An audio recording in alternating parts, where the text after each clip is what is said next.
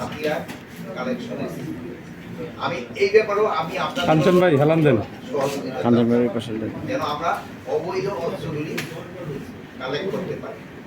তারপরে আমাদের সাথে আলোচনা হয়েছে মাদক আমাদের একটা বড় ধরনের সমস্যা। এই মাদকটা আমরা কিভাবে নিয়ন্ত্রণ করতে পারি? এই মাদক নিয়ন্ত্রণটা আমাদের জন্য খুবই জরুরি। এই জন্য আমরা বিভিন্ন ধরনের পদক্ষেপ নিতে যাচ্ছি যেন এটা নিয়ন্ত্রণের ভিতরে চলে আসে এবং মাদকের গডফাদারকে যেন আমরা আইনের আওতায় আনতে পারি। তারপরে আমাদের আরো আসন্ন দুর্গা পূজা উপলক্ষে পূজাটা যেন সুষ্ঠুভাবে হতে পারে, এই জন্য আমরা বিভিন্ন ধরনের পদক্ষেপ নিচ্ছি এবং আমরা আশা করি যে পূজাটা ভালোভাবে হয়ে যাবে, কোথাও কোনো ধরনের কোনো সমস্যা হবে না।